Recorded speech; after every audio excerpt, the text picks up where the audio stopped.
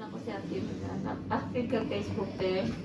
Oo, naro kay na may mga post sa kanang mga ibang post na nagkaw na mo ka torment na mo.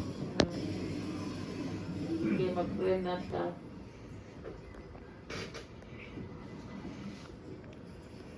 Ako kasi mamamigo ka taga Cebu. Maestra. Asa man sa kuan. Sa North Carolina. Mga taga Cebu. Kaila man gani ni Pagkaila Raisa, Jane, Mike Tingo. Kaila ni Nancy po. Si LB Promise. Oh, si Bumuli man siya karong inig hawa na ko, siya po pupuli. LB good. Na-met, di mo na-met siguro na. Wala po siya din karong mga sisterhood. We're here at the Seda.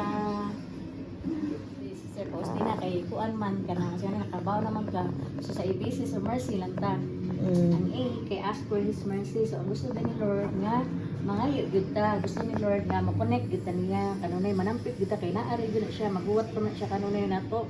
So kitang tao maliban mo kita sa kanang tawhanon gay nga kalibutan tawhanon nga pananaw. So si Lord kung naata sa mga kanang abunda ta sa kalipay or makabot na to gusto di ba si Lord madapin di usahay. Pero kung naa na ta sa time nga lisod nga bugat atong balatian wa di kailangan pang taon sa Lord biya. Oo. So ang B is be merciful kay nakaambit man ta sa grasya ni Lord. So ato si ambit sa uban dili lang pinaagi sa financial daghang pamaagi nga makapaambit ta grasya sa ato isig ka tawo sama sa ato pagpasaylo sa ato isig ka tawo. Kay ang ang pasaylo is sayon kaayo siya litukon pero lisod siya buhaton kung ang imong pride dili may maipaubos.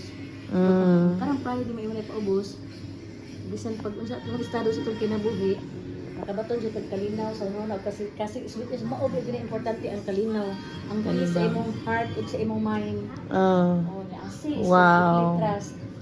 Nice. Man ang kuan Maayo kay imuhang kuan.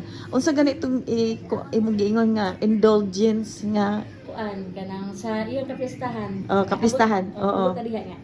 Ang C is completely trust man no kasi Lord man gid ang tinubdan sa tanan so bisag unsa atong balatian masakit man siya or mag-worry ka sa atong life wala ta kasabot dangop gyud ni Lord kasi siya ra gyud ang atong sultian sa tanan kay naara gyud niya ang solusyon kung sampit na gyud niya.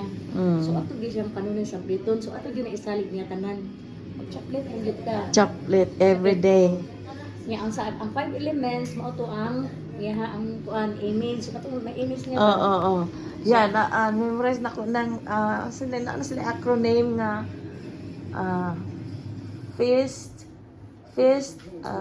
image, sa iyang image yan naman si Lord kung kinsa ka to mga panimalay nga makabaton sa akong imahe ang promise niya protection batok sa katalagman ug sa daotan so mauna ang ako nakaambit ko sa grasya diha kay ngano naghatag mapag-email sa akong mga anak so naay mga paghitabo nga bug-ak which is dili jud ka maratol di ka magpanik kay katulad ang one time nga akong anak nalabay sa motor bukaw ko alas 2 sa kadlawon syempre alas 2 dili jud na siya grasya grasya gina siya motor gibukaw nang imong anak nang nalabay sa motor diba ka wa jud ko nagpanik kanang puro matag maratol no alas 2 sa kadlaw. Bis pa na siya gikan. laag man Basta nagit ka pasag uri nagit ka og balay ayo na og gawas gawas makauli na kadi na ka magawas og balik Baba? Dili na ka magawas kay nakauli abi ka pasalamat ka nga nakauli na ka ana nga time Di mo na mo sa balay laagan mo kaayo ko, di mo ko sa pwede. Pilipinas is kuan jud lahi biya sa tubaya lahi biya sa dili ang dili kay daghan ang kuan ang dili lahi gud ang Pilipinas Lahi gid. Alas 3 na kay nga unsay nga abri ang abli ang pultahan sa langit. Basta, Mao ang oras alas nga 3. ablihan ni Lord ang pultahan sa langit aron mag-pour out siya obra siya sa tibuok kalibutan. Mahubitan nang bisag dili ta magampo nakakaon ta.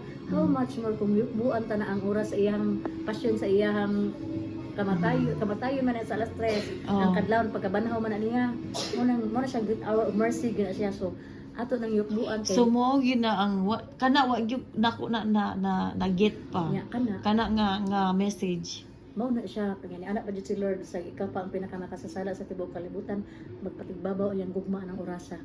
So mas nindot gidi anak ta mangayo.